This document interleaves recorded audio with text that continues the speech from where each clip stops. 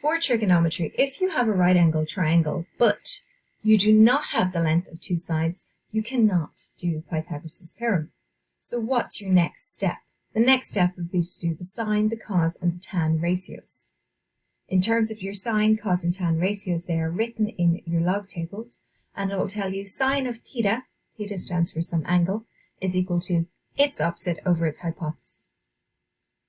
The cos of theta is equal to the adjacent over the hypotenuse, and the tan of theta is equal to the opposite over the adjacent.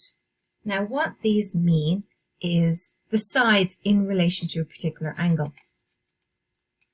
So in terms of doing the sine, cos, and tan ratios correctly, you have to have correctly identified your sides and angles again.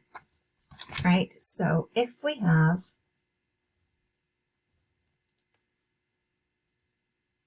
a right angle triangle, and if we have this angle up here, you have to be able to identify your sides. So in terms of sides, the side that is across from and not touching our right angle, this one over here, is the hypotenuse. Okay, this side across from and not touching our particular angle, so in terms of this one, this is theta, so this side is not touching it, this would be its opposite. And then the side that is touching the angle, but it is not the hypotenuse, is the adjacent. Right? So if we have a different triangle, we draw one that way. So again, right angle, this time we label this side, so that angle is x. So labeling the sides across from the right angle is hypotenuse. Across from and not touching the angle we are looking at is its opposite, and touching it but not the hypotenuse is the adjacent. So the first thing you do is you match the sides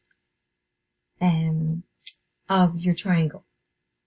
So again, if we just jump back to the book, this is page 395 of your text and test.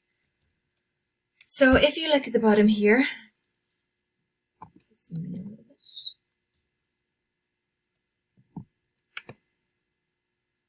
Okay, we have this triangle down here, so it's a right angle triangle.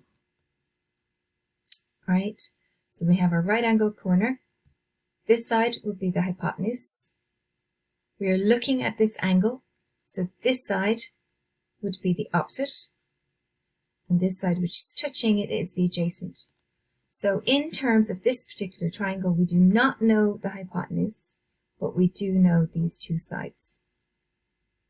Right? In terms of the question, it said if the tan of b is root 5 over 2, so it's telling us that the tan of b stands for the opposite over the adjacent is 5 over 2, which makes sense. You want to find the sine of b and the cos of b. So the sine of b, sine is opposite over hypotenuse. So you've got root 5 over x.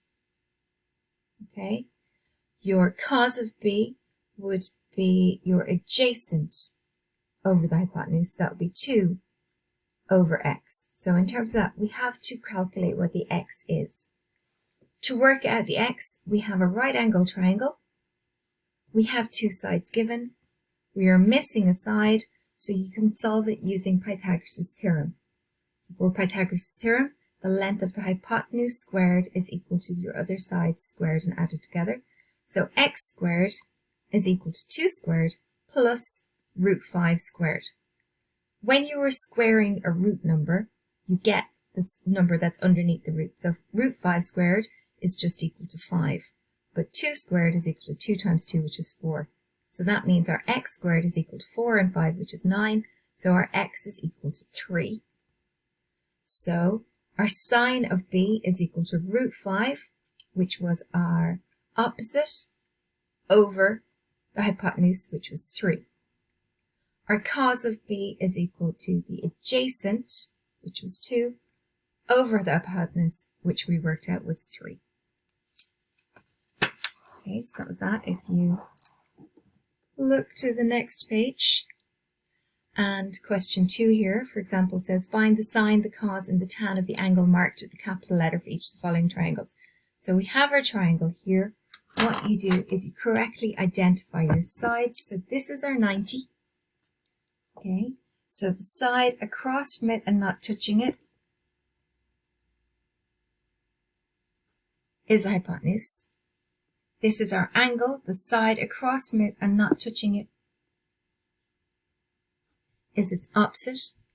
And this is touching it and it's not the hypotenuse. So that would be the adjacent. Right? So if we want to work out the sine, the cos, or the tan, first step is identify your sides in relation to the particular angle. Then write down the formula. So your sine is equal to opposite over hypotenuse. So in this case, you would go for opposite over hypotenuse, and you would then write down 4 over 5, and you're correct. Your cos is equal to the adjacent. Sorry, I've just done that one wrong. Your opposite, I can't read my writing. The opposite was 3, so you had opposite over 5, so 3 over 5.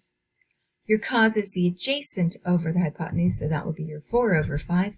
And your tan is equal to the opposite over the adjacent, so you'd have 3 over 4.